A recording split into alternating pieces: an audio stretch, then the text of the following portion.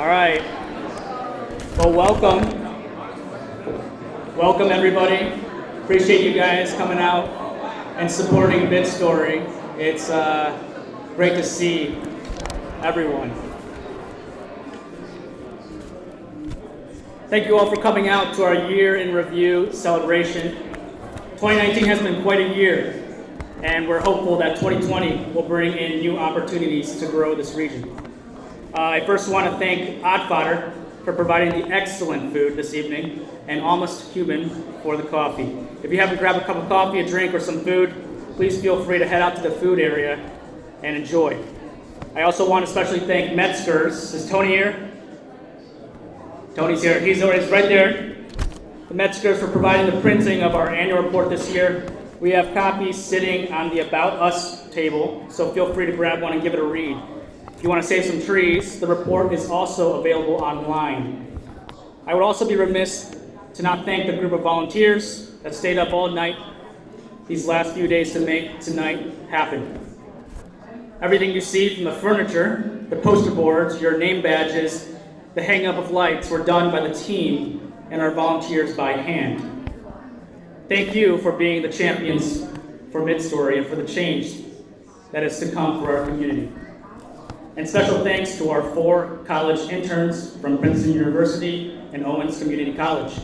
It is young people like them, people with energy, passion, and motivation that will pave the way for our region's future. Let's give our sponsors, volunteers, and interns a big round of applause.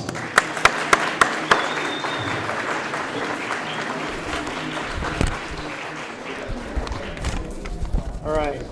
Before I turn it over to Logan to talk in more detail on our year 2019, I'd like to say a few opening words about Midstory and perhaps more specifically about the current position we occupy amid international turmoil. Our hearts are heavy, and I hope we can celebrate this evening together, even in light of global catastrophes that remind us how interconnected yet fragile this world can be. For us, they further reinforce the need to embrace our role as change makers, storytellers, and critical thinkers, and highlight the utmost importance of Midstory's vision for the region, nation, and even the world. We care about this world deeply, much as we care about this city. And I know we also strive to be responsible stewards of our community that enabled us to dialogue with these global challenges. Recent events, including even the untimely death of my own childhood icon, are pushing us to continue sharing these stories that keep and unify our communities before they quickly fade away. Stories empower, they uplift, and they clarify. We learned a lot this last year, but I think if there was one takeaway from our first year in operation, it would be that we should face our challenges head on, neither ignoring them nor brushing them aside. Yes, our community has issues, many of which are systemic and non-unique to urban corridors across the United States. Yes, we suffer from quote-unquote urban blight in a post-industrial era. And yes, we're losing the local talent we worked so hard to cultivate to not only big cities, but also other Midwestern hubs that are much more attractive and much more defined than we are. For too long, we have had complaints and criticisms that were grounded in opinion and division. But Midstory is not afraid of criticisms because this only fuels the need for education, growth, and understanding. To us, we embrace these challenges as they are the fodder for innovation. In fact, we believe that our challenges are our community's greatest capital, and that it is only through these challenges that we can bring the brightest minds together to begin tackling them. We need to grow the productive discourse that can uplift our city's voice into the national arena, and that can in turn insert ourselves in dialogues and social movements happening across the nation. We often ask ourselves, why can't we be the originators of movements? Why can't we be the pioneers, much like in our past, to future industries, technology, and cultural products? While we are certainly exhibiting these qualities of transformation in some ways, I believe we can do more and that we can push ourselves to desire more. Others should care what happens in Toledo, Ohio, and we should strive to be the model for other post-industrial cities who are also struggling to turn the page. Midstory seeks to lay foundations to begin tackling these challenges and voicing the many stories that have been hidden for decades. Simply, we want to help our community be more present, responsible, and aware of the problems we face, as well as the rich culture of our past and of our present and future, one that is being defined and molded by individuals like yourselves in this room. And even more so, as I go back to where I began this introduction, we should remember our role as citizens of the world and the impact we can make by starting with growing our own healthy community here in Toledo, Ohio. Logan, Alex, Ruth, and I are ever grateful to be doing this together and to be bringing our voices home. This place is unlike any other, and we are proud to be among you all. We believe in Toledo and have faith that our future is in good hands. Thank you again for coming out this evening. We look forward to growing our Midstory together in 2020 and hope you will continually support us as we fight for this region's future. Thank you.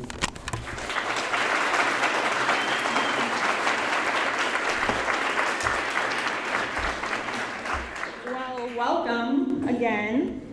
I promise we will try to keep this short so that you can continue to enjoy.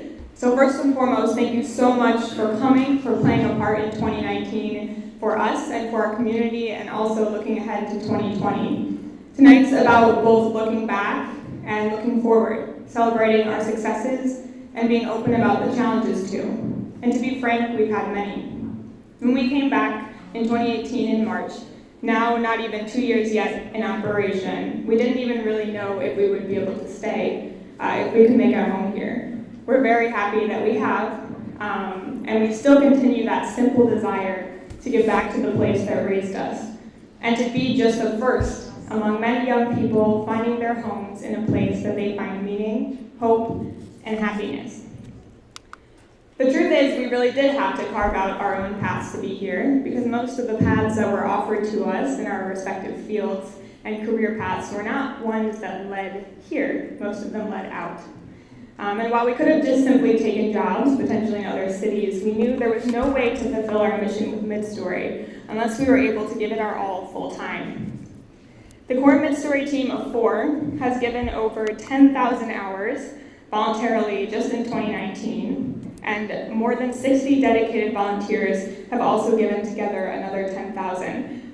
So let's give a round of applause to all our volunteers.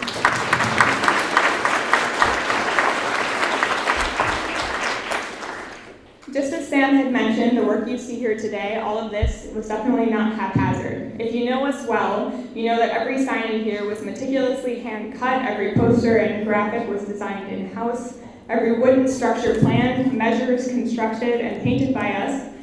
The gala, which we'll talk about soon, was a citywide event that welcomed over 1,000 people, and every element of that, from the parking maps to the giant red walls you saw, was handmade. Every service and special exhibit, from shuttles to the coffee to the car show, was graciously offered by the community through our relationships and the generosity of those around us. Every dollar raised and the 80+ exhibitors present came through multiple meetings, correspondence, and so on. And all of this was planned while running 2 full-time young adult programs simultaneously, 8 hours a day, 5 days a week, creating and editing media, running the management side of nonprofit work, fundraising, networking, and more. We believe in the unique mission that we serve, and we absolutely need all of you to move forward. If there's one thing I really want to posit tonight, is really that, not just about Midstory, but I think anyone in our community who is looking to innovate, to think, to create, to provide vision, we need to support those people.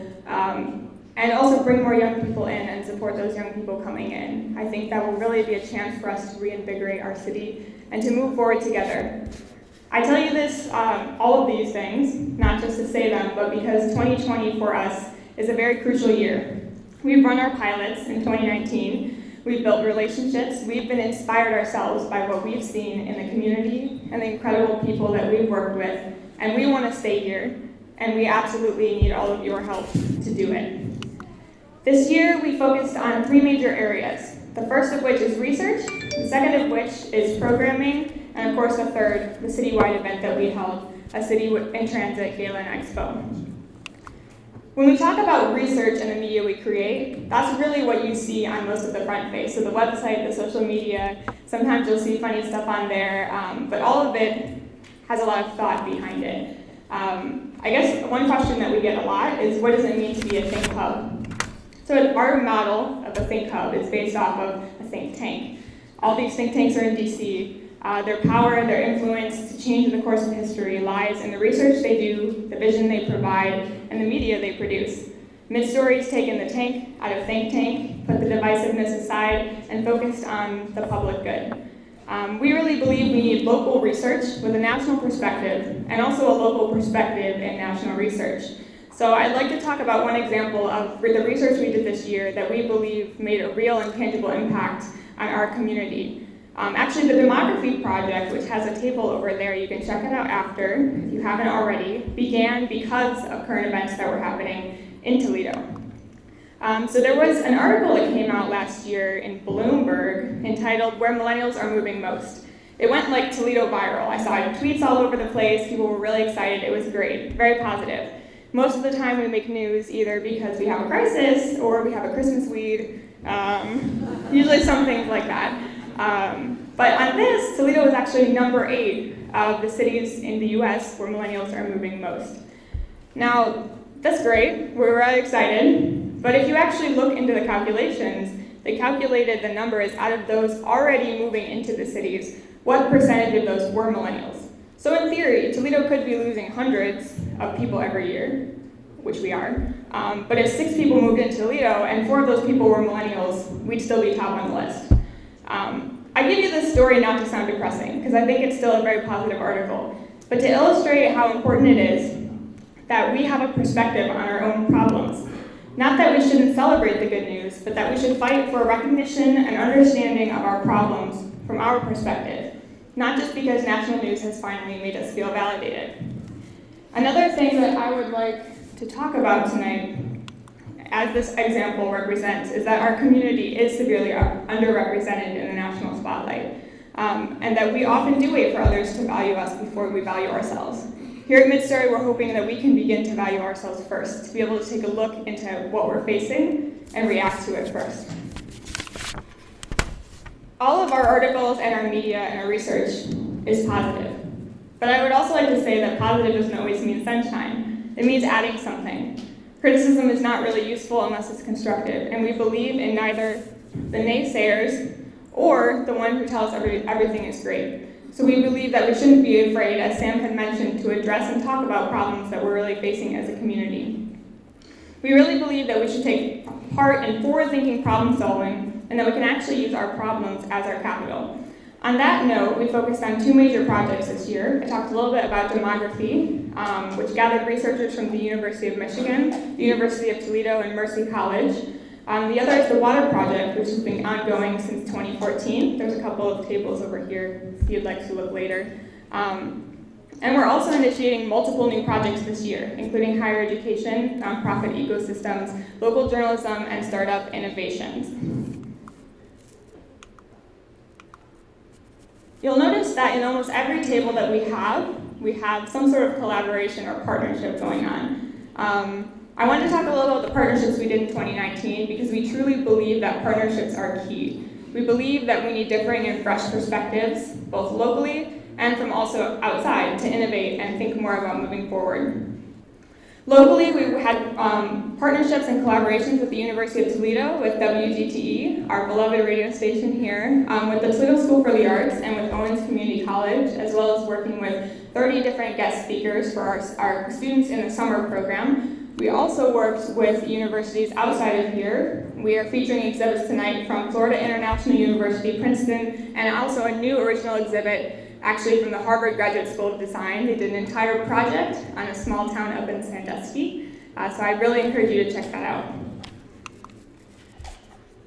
In 2019, we focused on getting young people involved in solving those problems and challenges that we've talked about. And you'll see from the statistics that we gathered from those programs that that our challenge really can be our best tool to retain, cultivate, and attract the young people to believe in our city and our region. In addition to outreach that we did, including Sam giving a TEDx talk, Ruth speaking at the Propel Conference, and multiple workshops in high schools across the region, we ran 2 simultaneous programs for our high school and college students. Now, we welcomed 13 high schoolers this year from across rural, urban, and suburban school districts for 6 weeks, where they developed their own city projects, explored a downtown some of them had barely set foot in before, and developed mentorship relationships with our college students. We also welcomed 9 college students from across the nation, 4 local and 5 non-local, who came to Toledo from places like New Haven, India, and Pittsburgh, who came from a pool of applicants from 19 schools, 9 states, and 3 countries. They wrote about and researched city infrastructure and history, arts opportunities for the disabled community, told individual Toledoan stories, and examined Toledo's presence in pop culture. They analyzed past revitalization movements to figure out why they failed and what we can learn moving forward, and overall just had an incredible summer interacting with our community. Our interns saw everything. They saw the good, the incredible community we have here, and they also saw the things and the challenges that we're facing, and we withheld none of the problems we've seen or experienced. And their experience themselves wasn't all positive either. We definitely had some struggles with transportation and housing. A lot of these students come from urban areas where they didn't have access to transportation. They don't drive, they don't have licenses, and of course finding housing near to the workplace that they could actually walk from or take public transit to. Now, many of these students come from urban centers, but what's something that really surprised and encouraged us was that the empty streets or abandoned buildings, they actually inspired our students rather than depressed them, because our students felt like they had the opportunity to really make an impact, something they might not always be able to say about LA or New York City. Actually, through our extensive survey process, we found that our students' impression of Toledo actually increased by 75% from the moment they set foot to the moment they left. Before the internship, 0% of them said they'd consider looking for jobs in Toledo, and 44% said maybe. After the internship, we got a complete turnaround. 56% said they would, 44% said maybe, and 0% said no. In other words, exposing them to and getting them involved in Toledo's challenges actually majorly increased their likelihood of looking to Toledo for their futures. And their work had impact elsewhere too, with our media reach tripling in number and diversifying by location across the nation and globe, simply because of these connections made through 9 college students. I think that's helping to put Toledo back on the map. But it's also not just about the numbers. One of the high school students, who I believe is here tonight, Lydia, are you still here? There she is. You should go talk to Lydia if you get a chance. She's great. Not to put any pressure on you, Lydia. But she did remark on how this experience changed her and her time here in the city. She had said she'd always planned to leave the area, but after having experienced her time with us, really fell in love with the city that she grew up in. And we believe that change really starts one person at a time. We really think that young people are not only looking for a job, they're not only looking for cheap rent, and they're not only looking for physical infrastructure. They're looking for meaning, and they're looking for agency, and we believe Toledo can give them that. Now, the last thing I'm going to talk about, I promise, is the Galen Expo that we held on August 3rd. Many of you were probably there. This event featured over 80 exhibitors, over 1,000 community members, who all came together to dream for Toledo's future. While it was completely beyond all of our expectations, and just an incredible experience for us, and for our community to connect and learn about one another, we still want to talk about why we did it. Every choice, including the location, was purposeful. On this slide, you'll see a picture of the train station on its opening day in 1950. Bustling, beautiful, and full of life and opportunity, a hub of exchange and connection. Completed on the eve of the fall of the passenger rail industry here, the station fell into disrepair within 30 years of its opening day. A train platform is a place of waiting, a place where strangers are brought together simply because they have a shared destination. And sometimes we think of Toledo this way. Waiting, always on the verge, always meant to be the next greatest city of the world, as one of our founders, Joseph Scott, once said, but never quite getting there. Part of our hope in using this space and creatively reusing the train space was to fill it with life and people and ideas, to be as lively as it was in that day, but in a new, modern way, in the same way we hope to do our small part in shaping Toledo's future. Now, when we finished the event, some people asked us when we hadn't even finished yet, asked, will we do it again? And mostly we answered with, let us sleep for a few days, then we'll get back to you. But that's actually a really good question, because something we really believe in is that the needs of our community change. And just because one thing works once doesn't mean it will work again. So we're flexible, we're creative, and we're determined to focus not just on the actions themselves, but on the impact they're making. So for 2020, we're focusing on improving every aspect of our pilot year. We're widening our breadth of research and partnerships, hoping to become a hub for localized but nationally relevant research and new thought. We're increasing our college program to bring in 20 college students this year, with the goal to eventually flood our city every summer with bright young problem solvers and thought leaders dedicated to bettering this region. We're integrating our high school program more deeply into the college mentorship and increasing our outreach throughout the year. And we are also increasing our reach across the nation and even globe with the work we create. These are just a couple of the ways that we've seen impact. You can see so much more in our annual report that Sam mentioned. There are copies across the room. You can feel free to take one with you if you'd like to be more eco-friendly. We also have a copy at midstory.org/2019. You can also feel free to take some of the media that you see here. If it's marked with a Midstory copy sticker, that means that we're asking you to please not take it. But for some of the smaller things and papers that are throughout the room, please feel free to take them. Before you tonight, you see exhibits for all these things that I've talked about. Please continue to browse them at your leisure, but also take some time to consider how you can help to grow our Midstory.